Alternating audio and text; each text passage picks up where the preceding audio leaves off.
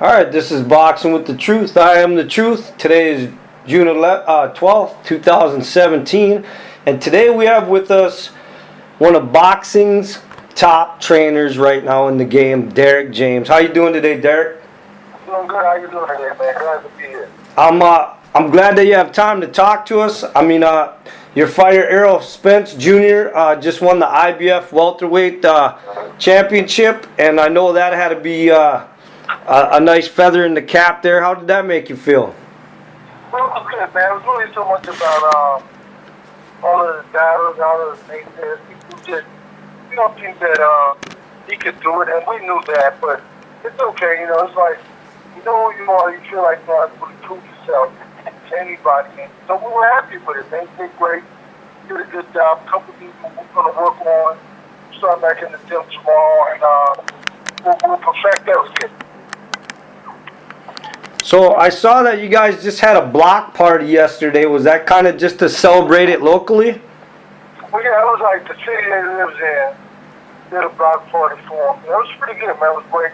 People came out. Some of the guys they spoiled what came out. The guys who helped out. And it was good to see the city come out and people come out and support them. So it was great. So now I want to talk about you real quick. Some people in boxing might not be aware of this. They just might know you as a trainer that has 3 top fighters underneath them.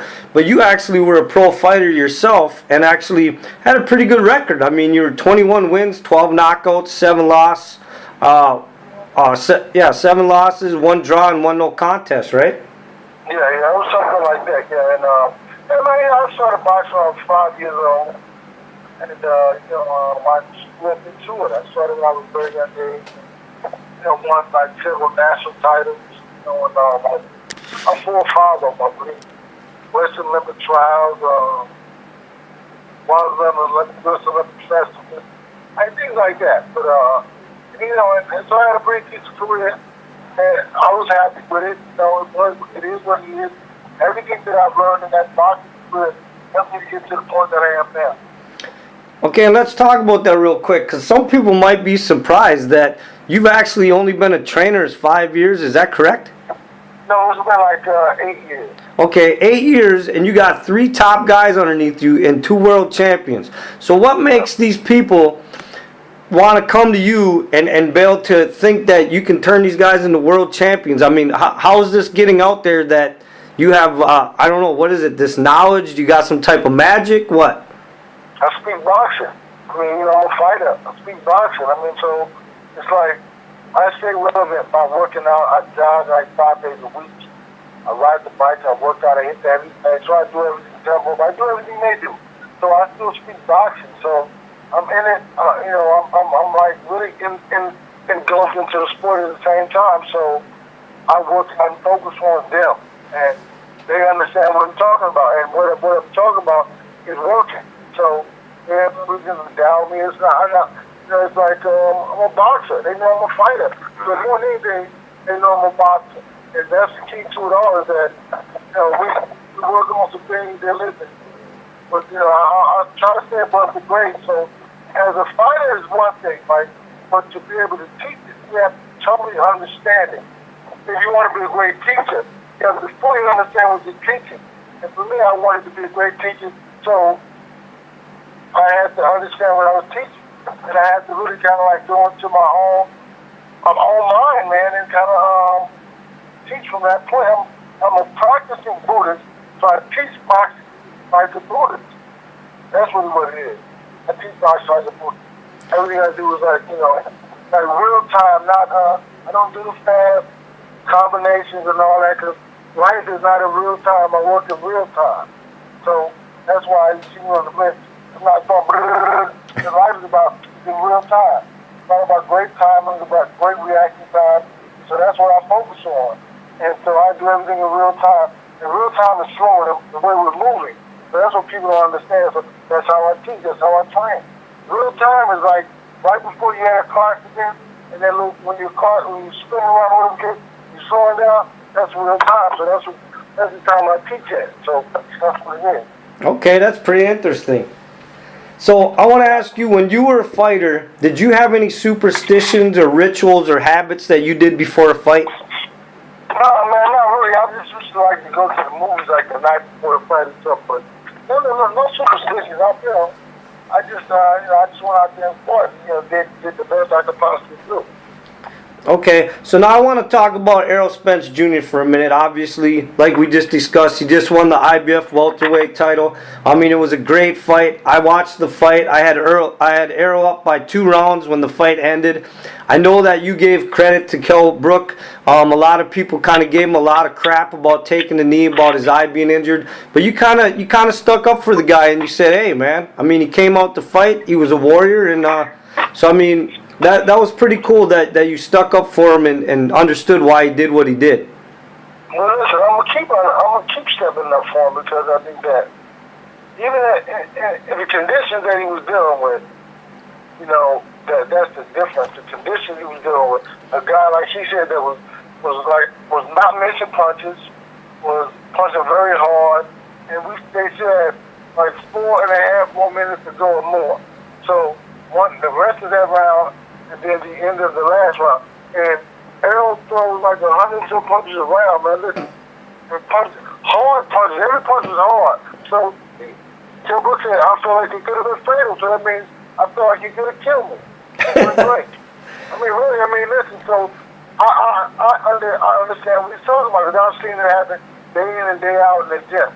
So that's what the world really doesn't know. So I have to take my hat off to him. He's a real man. He's tough. But listen, if he wasn't that tough, he wouldn't have lasted that long in the fight. That was hitting him very hard to the body. And he's a tough guy, man. Okay, so now that fight is over, I know Manny Pacquiao has been mentioned. I know that the fight with Keith Thurman has been talked about. Obviously, Thurman has just had surgery. So I guess my question is, why go after one of the other titles right away? I mean, why not fight a guy like Lamont Peterson, Danny Garcia, Amir Khan first? Well, I think that for one, Amir Khan is off the table. He only has like 2 more fights left. He's not interested in fighting Errol. And so I understand that. Lamont Peterson, those are other options. Lamont Peterson is a WBA regular champion, I believe, and Keith Thurman is a WBA super champion. So, because I believe Peterson won the title in his last fight, if I'm not mistaken. So but it's like he wants to be the unified champion. Don't play with it. All those guys are still falling in places. They're still ranked, top 10 rankings. They'll have to fight each other, and then they'll fight Errol at the top or whatever the case may be. I just believe that I have no ideas about what he should do. Right? I'm just here to get up and get ready to win fights. So it's all about his career. So it's what he wants to do. And I'll follow him because I work for him. So that's my deal. That's me, man. I'm not, you should do this, you should do that. No. You do what you want to do. I'm able to get to the point where you ever want to go. That's my job. Okay. So I want to switch fighters real quick. Obviously, I'm out here in Minnesota. The Minnesota fans love Robert Brant. He's a hometown guy. We're kind of sad that he's down in Texas. But we always love when he comes back and fights here. Now, recently, he was supposed to fight here a couple months ago. The fight, rumor is that he was offered a bigger fight that was coming up. Is that true? No, not true at all. If you look at it like this is what you got to understand. If you truly love somebody, you got to let him go. So even though y'all are upset in Minnesota, you got to let him go. Because could he be the guy that he is in Minnesota? That's the question y'all got to ask yourself. No, he could not be. So to truly love him, you say you got to let him go, man. Like Jaleel Lynch from Houdini said, it's better to have love and lost love than never have love at all. That's what it is. Y'all love him, you got to let him go. So that's all good, man. I totally agree with you on that. He could never reach the heights that he's probably going to reach if he stayed here. All right, then. So that's why we're talking about him right now, then. That's great. He's getting great sparring with Jermell Charlo, Errol Spence, Adrian Taylor. John Derrick Jr. You can't, these are all top-rated world championship guys. So they all raise the level of activity of the guys that sparring with, they work with. So you saw how good Jermell Charlo looked, how sharp, how crisp, how he counterpunched. Listen, he was a guy that always moved and danced and bounced around. But here, He learned how to. The fighter he wants to fight is a fighter who wants to be able to come forward and box and be aggressive. So, and he's been able to fight that fight and be great at it. So let me ask you this. I'm not sure if Brant actually called him out or how that came out, that Brant wanted to fight Billy Joe Saunders. But did Saunders camp, did they react to that at all? Is anything going to happen with that? I mean, I don't keep up with any of that, man. I think his name was an option that they were saying his name was possibly an option for a fight, but they obviously turned it down, so, I don't really keep up with a lot of that back and forth stuff, and I'm in the back and forth stuff. I was never into that, so yeah. So let me bring up a couple names that Brant could possibly face and see how you feel about this maybe. I mean, obviously, the United States is starting to know who he is. I don't know if he's that well known internationally yet, but I'd like to see him known internationally. What about a possible fight with somebody like Andy Lee to get him internationally known, or David Lemieux? I mean, anything is possible with that weight division, right? But he's the mandatory for the WBA World Championship. So he's the mandatory to fight winner Murata and Endam, because they fought before and Endam won the title.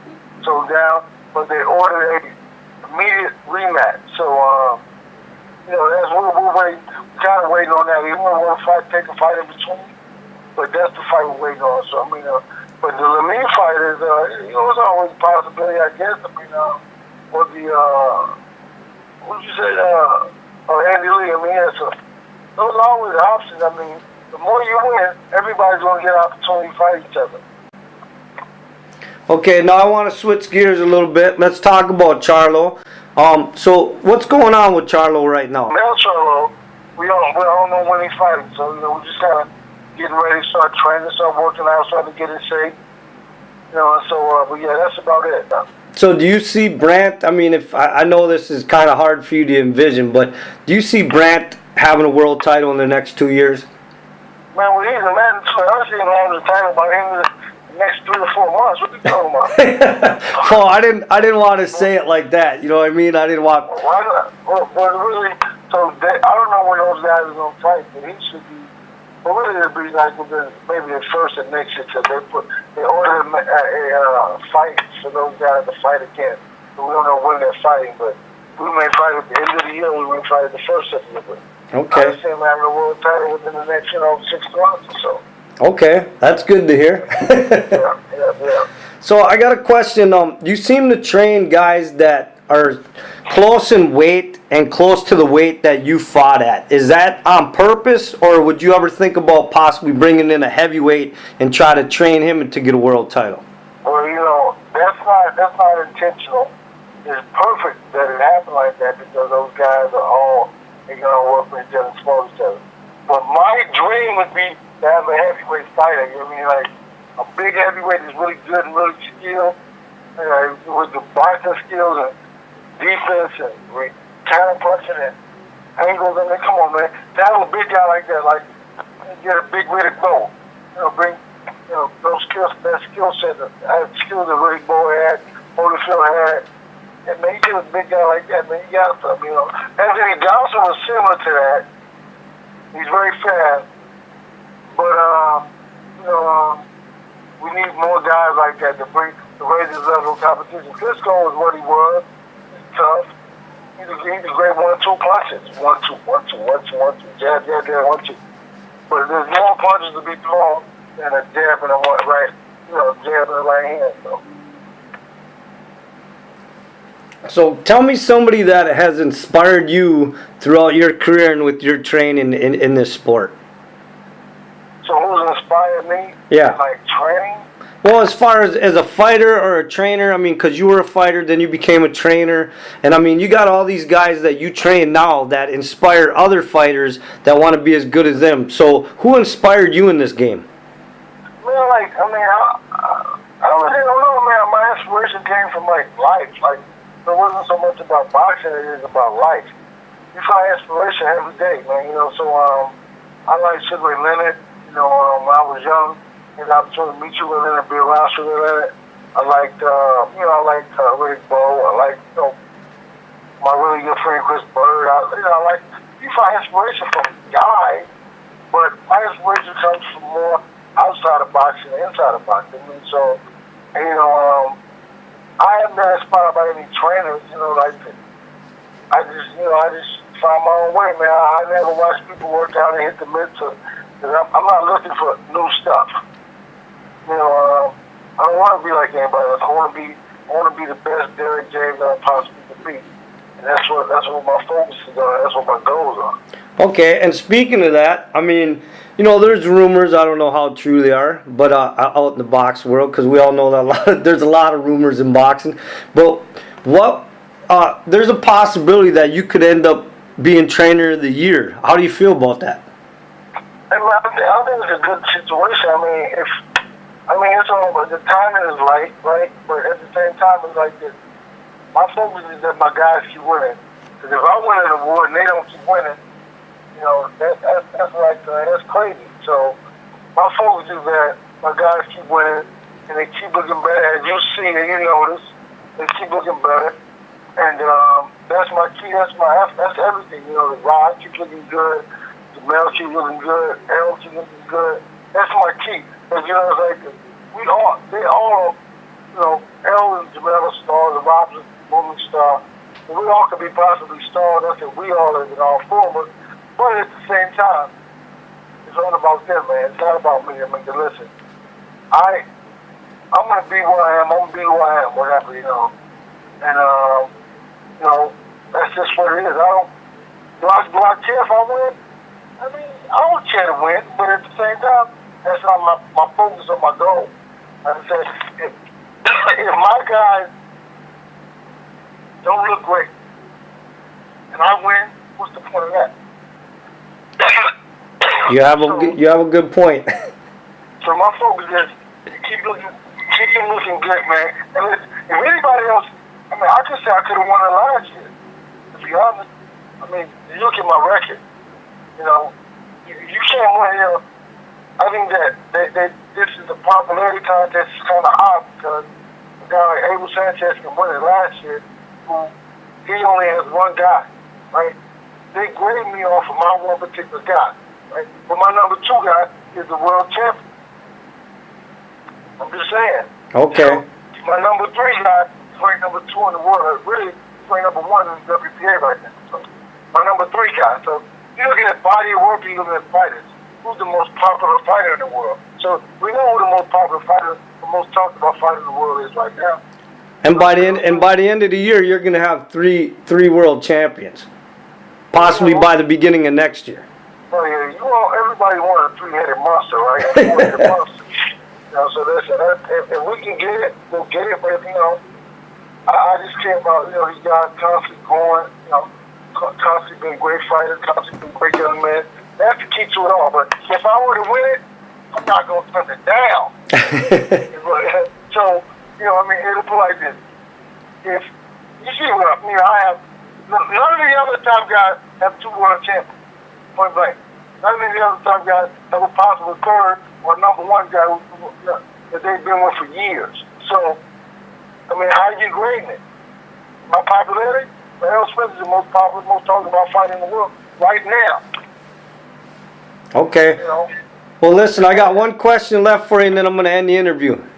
All right. So, now you've been a fighter on the pro side, the amateur side. Now you've been a trainer. I know you've done a little bit of promoting too, I believe. Yeah. So, what type of advice would you give a kid that walks into the gym and wants to be a pro fighter? I think that you should, first of all, be truly committed to what you want to do.